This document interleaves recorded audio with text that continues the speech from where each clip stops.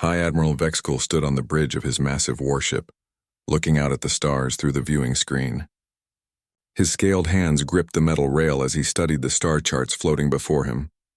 3 human star systems glowed red on the display, 3 systems that dared to exist without permission from the Galactic Dominion.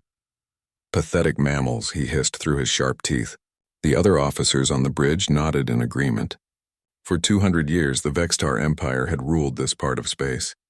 No species had ever challenged them successfully. These humans were just another minor problem to solve. Commander Vexar approached with a data pad in her clawed hands. "High Admiral, our scouts have finished studying the human colonies. Their technology is very basic. They use simple metal ships and weak energy weapons. Their largest vessel is smaller than our patrol boats." Vexar's yellow eyes gleamed with satisfaction. "How many ships do they have in total?" "Maybe 300 combat vessels across all 3 systems. Most are cargo ships with basic weapons attached. They have no real military force."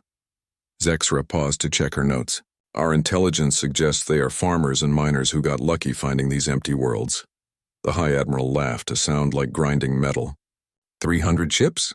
We have brought 8,000 vessels for this campaign.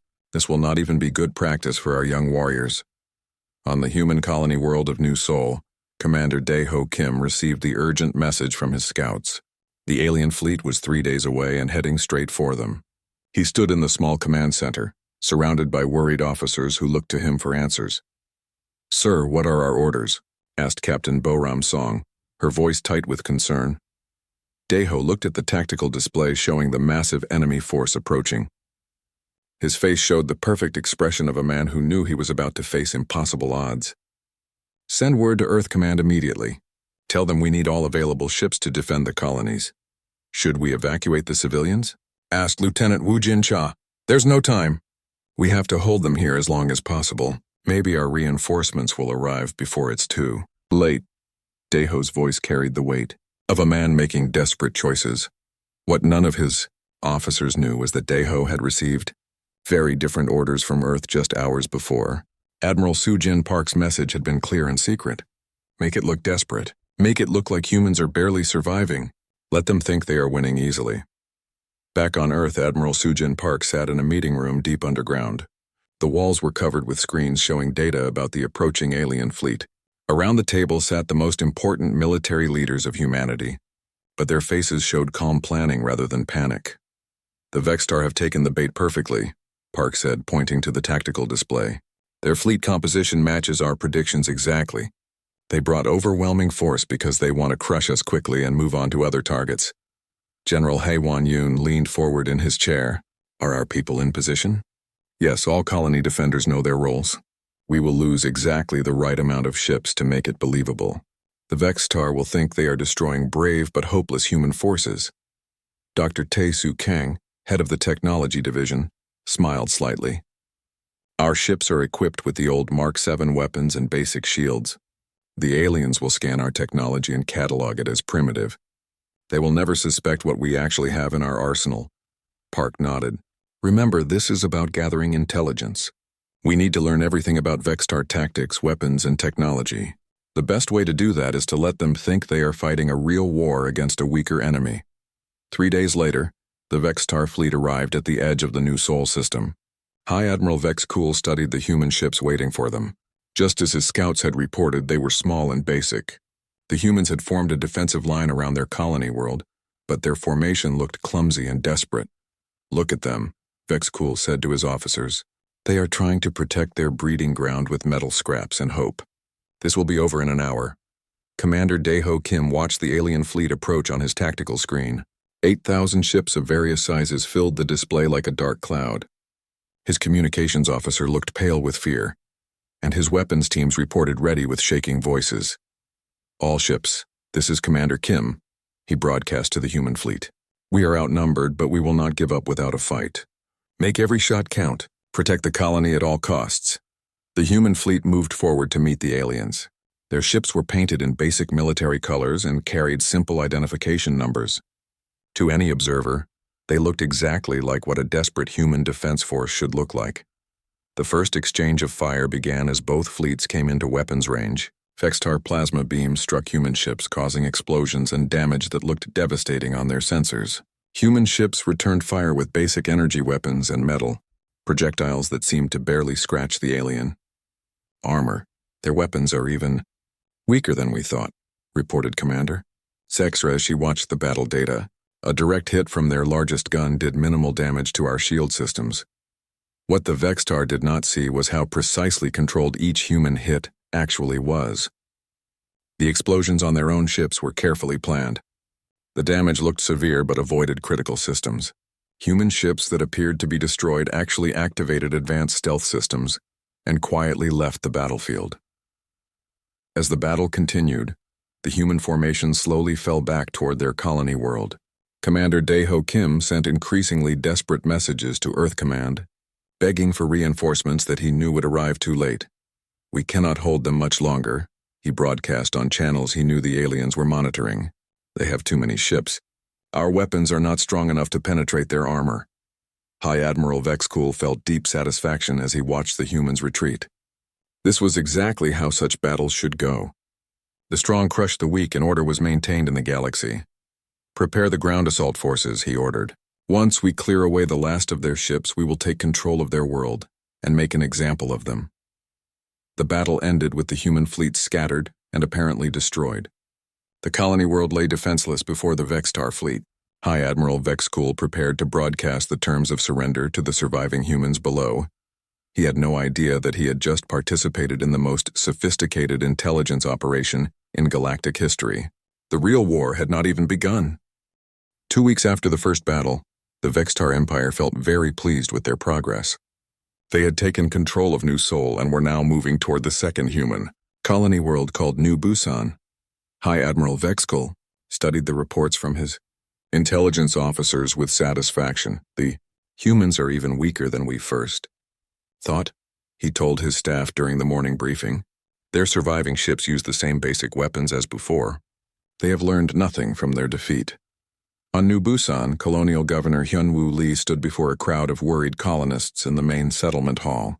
His face showed the strain of a man trying to hold together a hopeless situation. Behind him, screens displayed the approaching alien fleet. "Citizens, I know you are scared," Lee said, his voice carrying across the packed room. "The evacuation ships are loading families and children first. We will get as many people to safety as we can before the aliens arrive." In the crowd, a woman holding a small child raised her hand. "Governor Lee, what about our homes? What about everything we built here?" Lee's shoulders sagged slightly. "I'm sorry. We have to save lives first. The military says they will try to slow down the aliens, but we cannot stop them with what we have."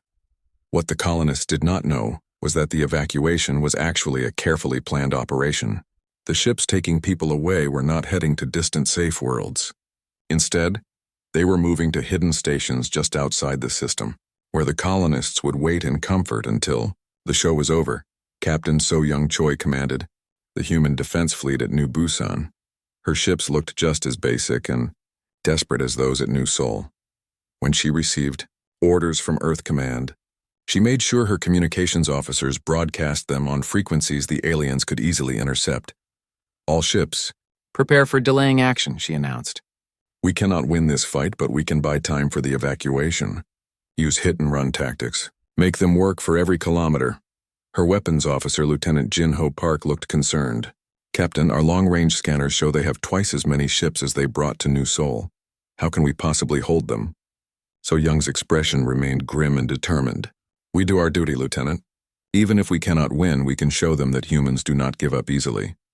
Behind her calm face, So-Young was actually reviewing the real tactical data from Earth Command.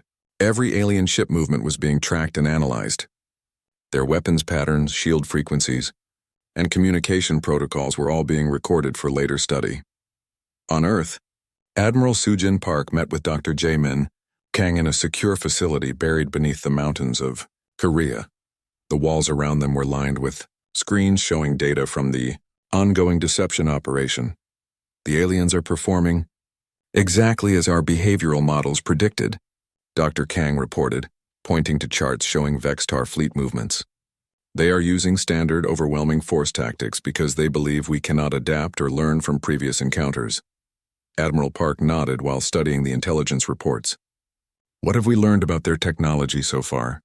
Their plasma weapons operate on predictable frequency patterns. Their shields have a 15-second reset cycle after taking heavy damage. Most importantly, their ships are designed to fight enemies who use similar technology to their own. Dr. Kang brought up another display showing alien ship designs. They have no defense systems designed to handle truly different approaches to warfare. If we ever need to fight them seriously, we now know exactly where they are vulnerable. Park smiled slightly. And they still have no idea what our real capabilities are. None at all. They have cataloged our basic energy weapons and metal projectiles. They think our ship armor is simple steel alloy. They have no idea about our real materials science or weapons technology. The battle for New Busan began 3 days later. Captain So Young Choi led her fleet in what appeared to be a desperate last stand. Human ships darted between asteroids and space debris, trying to use cover against the overwhelming alien numbers. Commander Vexar, now commanding a section of the Vexar fleet, felt almost bored as she watched the human tactics. They are using the same basic strategies as before. Hide behind rocks and take quick shots before running away. Do they never learn anything new? Her tactical officer reported the battle progress. Human resistance is slightly stronger than at New Seoul, but still hopeless. They appear to have added some new armor plating to their ships, but our weapons cut through it easily. What the Vexar did not realize was that the new armor was actually an older design than what humans had used in the first battle. The Earth Command wanted to create the impression that humans were desperately trying to improve their defenses, but doing so very slowly and with limited success. As the battle continued, human ships began sending distress calls that the aliens could intercept. This is Captain Choi to any Earth Command vessels in range. We are taking heavy casualties. The enemy has some kind of new weapon system we have never seen before. Lieutenant Jin-Ho Park, playing his role perfectly, responded with panic in his voice. Captain, our shields cannot handle their plasma beams. We need to retreat or we will lose the entire fleet. High Admiral Vexar, monitoring the battle from his command ship, felt deep satisfaction. These humans were learning that challenging the Vexar Empire was a mistake that cost lives and worlds. On the planet below, Governor Hyun-Woo Lee made his final broadcast before the colony fell. This is Governor Lee to anyone listening. The orbital defense has failed. We are preparing to surrender to avoid unnecessary bloodshed. I hope our sacrifice will be remembered. The broadcast was designed to sound like the final words of a defeated leader, but Lee was actually reading from a script prepared by Earth's psychological warfare experts. Every word was chosen to reinforce the aliens' belief that humans were broken by their superior military power. After the battle, the Vexar began occupying New Busan. They found the colony facilities mostly intact but strangely empty. The humans had evacuated more efficiently than expected, leaving behind only basic equipment and supplies. Commander Vexar led the inspection team through the abandoned colony administration building. These humans are more organized in retreat than we expected, she noted to her officers. But their technology is still very basic. Look at these computer systems. They are decades behind our standard equipment. What she was actually looking at were specially prepared decoy systems designed to appear primitive while hiding the real advanced technology that had been quietly removed before the aliens arrived. In the colony's former military command center, Vexar technicians found databases containing human military information. The data showed ship specifications, weapons capabilities, and strategic planning documents that painted a picture of a species struggling with technology they barely understood. Interesting, said the lead technician.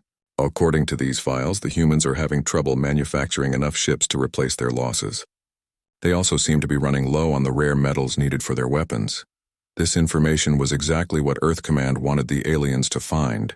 Every database entry had been carefully crafted to support the illusion that humanity was fighting at the very edge of their capabilities. As news of the second human defeat spread through the Galactic Dominion, other alien species began commenting on the situation. The bird-like Kethron species sent a message of mock sympathy to the Vexar Empire. We are impressed by your swift victory over the humans, their ambassador said in a formal communication. Though we must say, fighting such a weak enemy hardly seems worthy of the mighty Vexar fleet. High Admiral Vexar felt slightly annoyed by the comment, but he had to admit the Kethron had a point. These humans were proving to be less of a challenge than even the weakest species the Empire had conquered before. "Prepare the fleet for the final assault," he ordered his staff. "One more human world remains. Once we take it, this entire sector will be under Dominion control and we can move on to more worthy opponents." The trap was working perfectly. The aliens had no idea they were walking deeper into humanity's carefully planned web of deception. Tactical analyst Yunji Seo worked late into the night shift aboard the Vexar intelligence vessel. Her scaled fingers moved across the data console as she reviewed battle reports from the human conflicts. Something about the numbers was bothering her, but she could not quite identify what it was. "Computer, display human casualty reports from both battles," she commanded. The holographic display showed the data she had requested. According to Vexar records, they had destroyed over 200 human ships across both engagements. But when Yunji looked more carefully at the numbers, something seemed wrong. "Show me debris analysis from destroyed human vessels," she said. The new data made her frown. The amount of wreckage recovered after each battle was much less than what should remain from 200 destroyed ships. Her computer indicated that most human vessels had been completely vaporized by Vexar weapons, but that seemed unlikely given the basic armor the humans were using. Yunji decided to dig deeper. She pulled up the communication intercepts from the human fleets during both battles. The desperate messages from human commanders painted a clear picture of forces being overwhelmed by superior alien technology. But as she listened to the recordings again, she noticed something odd. The human voices sounded stressed and worried, but they did not sound truly terrified. She had heard the voices of many defeated species over the years, and there was usually a different quality to their fear, something deeper and more broken. "Computer, analyze vocal stress patterns in human communications during combat." The analysis results were unexpected. While human voices showed signs of tension and concern, the stress levels were much lower than what the computer expected from a species facing extinction. In fact, the patterns were more consistent with controlled stress during training exercises. Yunji sat back in her chair and thought about what this might mean. She decided to review other aspects of the human defeats. She called up surveillance footage from the occupied colonies. The recordings showed human civilians evacuating in good order. They moved quickly but without panic. Their evacuation ships departed in organized groups rather than the chaotic flee that usually happened when colonies were under attack. "Show me human refugee camps in nearby system," she requested. The computer searched through Dominion monitoring data, but found very little information about where the human civilians had gone. A few refugee ships had been spotted in distant systems, but far fewer than should exist given the population of the two conquered colonies. This was getting more strange. Yunji pulled up the inspection reports from the abandoned human facilities. The colonies had been left remarkably intact. Most military equipment had been removed, but the infrastructure remained undamaged. Usually when species abandoned their worlds under attack, they either destroyed everything useful or left in such panic that valuable equipment remained behind. The humans had somehow managed to evacuate in perfect order while under overwhelming assault. She decided to review the technical analysis of captured human equipment. Vexar engineers had studied human computers, weapons, and ship components found in the abandoned colonies. Their reports described the technology as basic but well-made. Computer, compare human technology progression between their first and second battles. The comparison showed that humans had made small improvements to their ship armor and weapons between the two engagements, but the improvements were very minor, exactly what might be expected from a species trying desperately to upgrade their defenses but lacking the scientific knowledge to make real advances. Yunji found this progression suspicious. Most species either made no improvements at all when under attack, or they made dramatic advances by throwing all their resources into research. The human improvements were too measured, too careful. She decided to check one more thing. "Computer, show me location data for human ships reported as destroyed." The tactical display lit up with red dots showing where human vessels had been eliminated during the battles. Yunji studied the pattern carefully, then cross-referenced it with sensor data from Vexar ships in the area. Several of the destroyed human ships had vanished from sensors at moments when no Vexar weapons were firing at them. The battle reports claimed these ships had been hit by plasma beams from other Vexar vessels, but the sensor logs did not support that explanation. Interesting, Yunji murmured to herself. Very interesting. She compiled her findings into a report and requested a meeting with her supervisor, Intelligence Commander Kexval. The next morning, she presented her concerns in his office aboard the main command vessel. Commander, I believe there may be irregularities in our intelligence assessment of the human species, she began carefully. Kexval looked up from his morning briefings with mild annoyance. What kind of irregularities? The humans have been defeated exactly as predicted. Their technology is primitive and their tactics are basic. Yunji activated her datapad and shared her analysis. Sir, the casualty numbers do not match the debris recovery. Human evacuation procedures were too organized for a species under attack, and several human ships disappeared from sensors without being fired upon. Kexval studied the data for a few minutes, then dismissed it with a wave of his clawed hand. Analyst Yunji, you are looking for problems where none exist. The humans are simply more organized than most species we conquer. That does not make them dangerous. But sir, what about the missing debris? We should have recovered much more wreckage from destroyed human ships. Their ships are built with lighter materials than we expected. When hit by our plasma weapons, they vaporize more completely. This is not a mystery. It is simple physics. Yunji felt frustrated but did not argue further. Yes, sir. Should I continue monitoring human activities in the remaining systems? Of course. We need to understand their final defensive preparations before we attack their last colony world. But do not waste time looking for conspiracies where none exist. After the meeting, Yunji returned to her station feeling unsatisfied. Her supervisor's explanations made logical sense, but her instincts told her something was still wrong with the whole situation. On Earth, Fleet Admiral Dong Hyun received a report from their intelligence agents monitoring Vexar communications. The report mentioned that one alien analyst was asking uncomfortable questions about human capabilities and tactics. This Yunji Seo could become a problem, told his staff during their daily briefing. We need to give the aliens something to find that will satisfy their curiosity, without revealing our real capabilities. Dr. Jae-min Kang suggested a solution. We could allow them to discover some of our second-tier military technology. Let them think they have uncovered human secret weapons that are still inferior to their own. Admiral Soo-jin Park agreed with the plan. Have our forces at New Incheon start using the older plasma weapons and improved shield systems. Make it look like humanity is desperately trying to match Vexar technology, but failing to close the gap. The next week, Vexar scouts monitoring the final human colony world of New Incheon detected unusual energy signatures from human ships in the area. The readings suggested that humans had developed crude plasma weapons similar to those used by the Dominion, but much less powerful. When this information reached Yunji Seo, she felt a mixture of satisfaction and concern. Her suspicions had been correct. The humans were hiding some of their capabilities, but the new weapons she detected were still clearly inferior to Vexar technology. See? Commander Kexval told her when she reported the discovery. The humans were indeed holding back some experimental weapons, but even their secret technology cannot match our standard equipment. Your concerns were valid, but the threat level remains minimal. Yunji nodded and agreed, but privately she wondered if there might be more layers to uncover. She decided to monitor the final battle very carefully to see if the humans had any other surprises hidden away. What she did not know was that the secret weapons she had discovered were actually primitive compared to humanity's real military technology. Earth Command was showing the aliens exactly what they expected to find: desperate attempts at technological advancement that still fell far short of alien capabilities.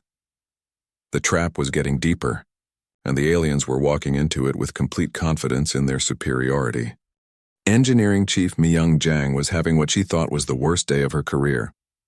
Her human research vessel had been conducting desperate experiments near the edge of human space when a massive quantum storm appeared without warning. The storm was the kind of space phenomenon that could destroy entire fleets if they got caught in it. What made the situation terrible was that a Vexar patrol ship was also in the area. The alien vessel had been monitoring human activities when the storm formed around both ships. Now they were trapped together in a swirling mass of dangerous energy that could kill everyone within minutes. Mi Young watched the alien ship on her sensors as it tried to escape the storm. Their engines were powerful, but the quantum distortions were too strong. The Vexar vessel was being pulled deeper into the storm's center where the energy levels would tear their ship apart. "Chief, what are your orders?" asked her assistant technician Kyung-ho Bae. "Should we try to escape while they are distracted?" Mi-young looked at the sensor readings showing the alien ship's situation. In a few more minutes, everyone aboard that vessel would be dead. She knew she should let that happen. They were enemies, after all. But something inside her could not watch people die when she had the power to save them. "Prepare the quantum field stabilizers," she ordered. "We are going to get them out of there." Kyung-ho stared at her in shock. "Chief, those systems are classified technology. If we use them to save the aliens, they will know we have been hiding our real capabilities." Mi-young hesitated for a moment. The quantum field stabilizers were indeed far beyond anything humans were supposed to have. The technology could manipulate spacetime itself to create safe passages through quantum storms, but the alternative was letting innocent people die. "I know," she said finally, "but I cannot live with myself if I let them die when I could have saved them." "Activate the stabilizers." The human ship's hidden systems came online, creating a bubble of stable spacetime around both vessels. The quantum storm still raged outside, but inside the stabilized field, both ships were safe. Mi-young carefully guided the field toward the edge of the storm, bringing both vessels to safety. Once they were clear of the danger, the Vexar patrol ship sent a communication signal to the human vessel. The alien captain appeared on the main screen, his scaled face showing confusion and suspicion. "Human vessel, we detected unknown energy emissions from your ship during the rescue. Our sensors indicate you use technology that should not exist in your database." Mi-young tried to look nervous and uncertain as she responded. "We made some lucky modifications to our sensor array last week. When we saw you were in trouble, we tried using the modified sensors to create a safe path through the storm. I am not sure how it worked." The alien captain studied her carefully. "Your sensor modifications created a stable quantum field. That requires understanding of space-time physics that your species should not possess." "I studied physics before joining the engineering corps," Mi-young replied, trying to sound like someone making excuses. "Maybe I got lucky with my calculations. All I know is that it seemed wrong to let you die when we might be able to help." After several more minutes of questioning, the Vexar ship departed. But Mi-young knew she had made a serious mistake. The aliens would definitely report this incident to their intelligence people. 3 days later, tactical analyst Yoon-ji Seo received the patrol ship's report about the quantum storm incident. She read through the technical data 3 times, becoming more alarmed with each reading. "Computer, compare the energy signatures from the human rescue operation with known quantum field technology." The results confirmed her worst fears. The human ship had generated a stable quantum field using methods that were centuries ahead of anything the Vexar Empire had developed. This was not some lucky accident with modified sensors. Yoon-ji immediately requested an emergency meeting with Intelligence Commander Kexeval and High Admiral Vexkul. When they gathered in the secure briefing room, she presented her findings with growing concern. "Admirals, we have severely underestimated human technological capabilities," she began. "The incident with the quantum storm proves that humans have been hiding advanced technology from us." High Admiral Vexkul looked skeptical. "One experimental device does not change the overall assessment. Perhaps they salvaged alien technology from somewhere and learned to use it. Sir, that is not possible. The quantum field technology they used is more advanced than our own systems. They did not copy it from anyone. They developed it themselves." Commander Kexeval studied the technical data on his console. "If this is true, then what else might they be hiding? We need to conduct a complete intelligence review of all human activities."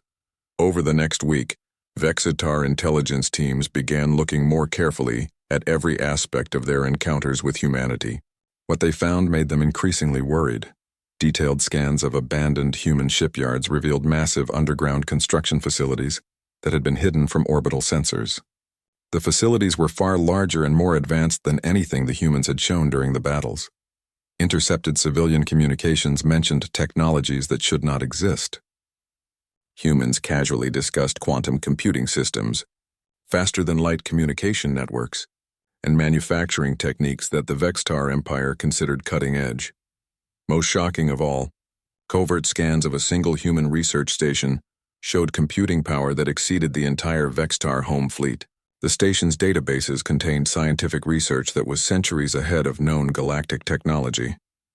This is impossible, High Admiral Vexar said as he reviewed the intelligence reports. If humans possess this level of technology, why have they been losing so badly in our battles?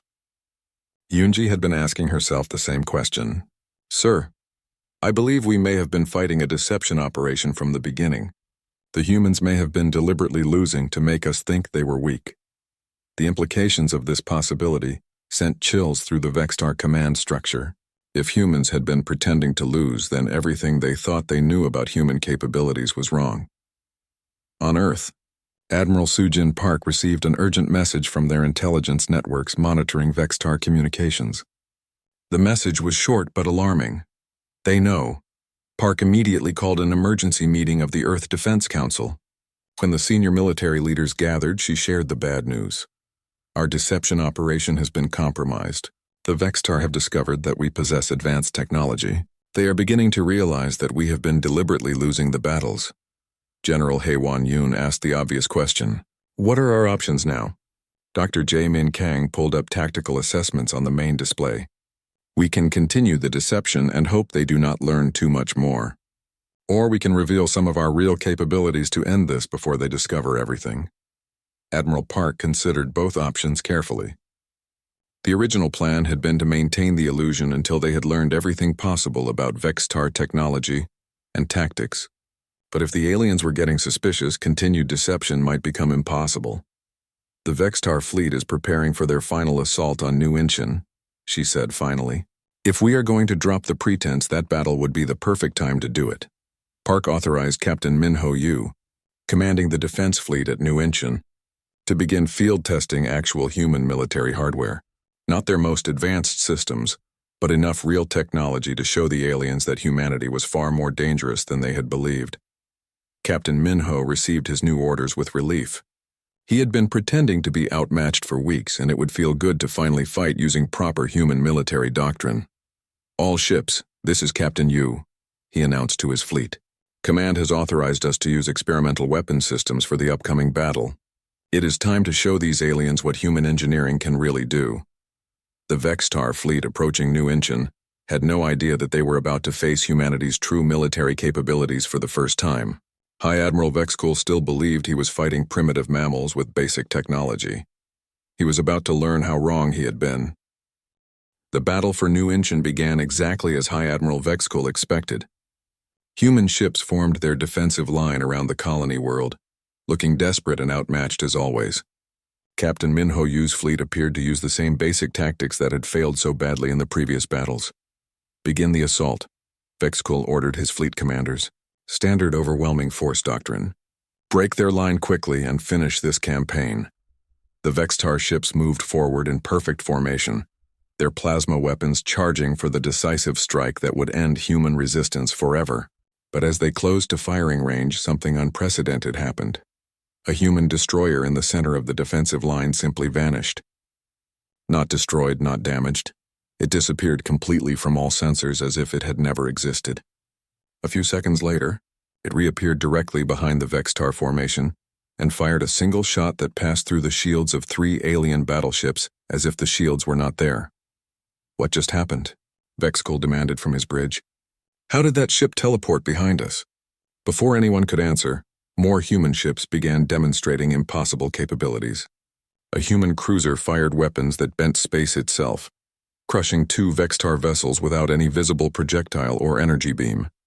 Another human ship created gravitational fields that pulled a dozen alien fighters into a compressed ball of metal. Commander Vexar, commanding a squadron of destroyers, watched in horror as human ships moved through solid matter like ghosts, appearing inside Vexar formations and devastating entire wings before disappearing again. Admiral, our weapons cannot target them, she reported with panic in her voice. They are using some kind of phase technology that makes them immune to our sensors and weapons. Tactical analyst Yoonji Seo sat frozen at her console as she watched the impossible battle unfold. Computer, analyze human weapon signatures and provide technical assessment. The computer's response was immediate and terrifying. Unable to analyze. Human technology operates on principles not contained in database. Recommend immediate strategic withdrawal. On the human command ship, Captain Min Ho Yu felt relief as his fleet finally used their real capabilities. The ships around him moved with grace and power that made their previous desperate fighting look like a bad joke. All ships, implement Protocol 7, he ordered. Show them what human physics can accomplish. Human vessels began demonstrating technologies that violated everything the Vexar Empire thought they knew about science. Ships moved faster than light without using hyperspace. Weapons manipulated time itself to age enemy hulls into scrap metal. Shields absorbed energy attacks and converted them into matter that formed new ships in real time. High Admiral Vexcool watched his fleet being systematically destroyed by forces that should not be possible. Retreat! All ships retreat immediately! But the human ships were not letting them leave. Every time a Vexar vessel tried to escape, human ships appeared around it using teleportation technology that made normal faster-than-light travel look primitive. As the last Vexar ships were either destroyed or captured, Grand Admiral Jin Su Lim arrived with the main human fleet. His massive dreadnoughts emerged from what appeared to be tiers in space itself, using transportation methods that the Vexar could not even begin to understand. "This is Grand Admiral Lim of the Earth Defense Force," he broadcast to the surviving Vexar ships. "You are ordered to power down your weapons and prepare to be boarded. Resistance will result in immediate destruction." The few remaining alien ships had no choice but to surrender. Their weapons were useless against human technology, and their engines could not escape human pursuit. Dr. Yu-Jin Han, humanity's chief xenobiologist, boarded High Admiral Vexcool's command ship with a small team of scientists. She carried datapads containing detailed psychological profiles of every species in the Vexar Empire. "Admiral Vexcool," she said politely as armed human. Soldiers escorted the alien commander to a meeting room. "I hope you are not too badly injured. We have been looking forward to meeting you in person." Vexcool stared at her with a mixture of fear and confusion. "How do you know who I am? We never transmitted our command structure to your forces." Dr. Han smiled and activated her datapad, showing detailed files about Vexcool's military career, personal habits, and psychological profile. "We have been studying your entire empire for quite some time. Your species' behavior patterns are really quite fascinating from a scientific perspective." She showed him more files containing similar detailed information about every major Vexar commander, their tactics, and their weaknesses. The data was so complete that it included information the Vexar military considered highly classified. "This is impossible," Vexcool whispered. "This information would take decades to compile. You could not have gathered it during our recent battles." "Oh, we have been watching your empire for much longer than that," Dr. Han replied cheerfully. "Your species has been one of our primary research subjects for over 50 years. We found your military traditions particularly interesting." The full horror of the situation began to dawn on the alien commander. "You mean the entire war was fake? You were never in any real danger?" Dr. Han nodded. "I am afraid so. We wanted to observe how your species behaved during conquest operations. The best way to do that was to give you opponents who appeared weak but could survive long enough for us to gather comprehensive data." She pulled up another file showing detailed analysis of Vexar combat psychology, group behavior, and decision-making patterns under stress. "Your species performed exactly as our behavioral models predicted. You are really quite predictable once we understood your cultural patterns." On Earth, President Su Kyung-an prepared to address the Galactic Dominion directly. The message would be broadcast to every major alien civilization in the local sector of space. "People of the Galactic Dominion," she began, speaking from the presidential office with calm authority. "I am President On of the United Earth Government. I am addressing you today to clarify some recent misunderstandings about humanity's place in galactic affairs." The broadcast reached alien worlds across dozens of star systems, carrying with it the first official communication from Earth's real government. "Your military forces recently engaged in combat operations against human colonies. We apologize for any confusion this may have caused.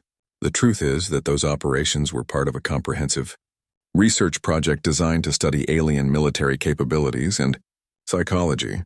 President On paused to let that information sink in before continuing. "The human forces you encountered were using deliberately limited technology to create realistic combat scenarios. At no point were human lives or territory in any actual danger. We wanted to observe how your various species behaved during military operations against what you believed were weaker opponents. She activated a holographic display showing the true extent of human space.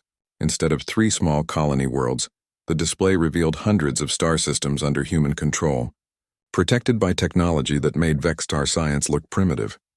We understand that this deception may be disturbing to some of you. However, we found it necessary to gather accurate data about your species' behavior patterns. Direct observation of your military doctrines and social structures has provided valuable scientific information. The president's tone remained polite but firm as she delivered the final part of her message. Moving forward, we suggest that all Galactic Dominion forces avoid human space unless specifically invited. While we prefer peaceful scientific study, we are fully capable of defending ourselves if necessary.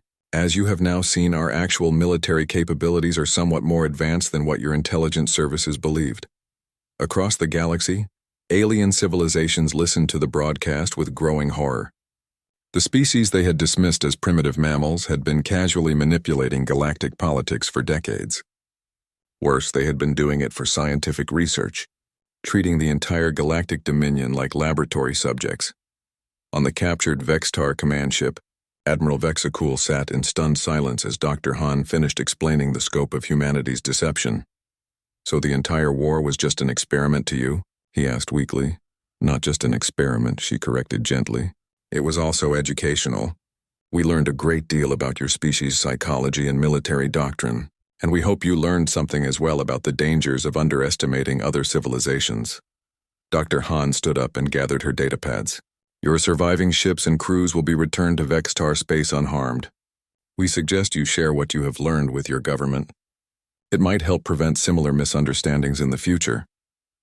As she left the room, Vexar realized that humanity had just given the galaxy its most important lesson in centuries. Never assume you understand another species' true capabilities, and never attack someone unless you are absolutely certain you can win. The age of human deception was over.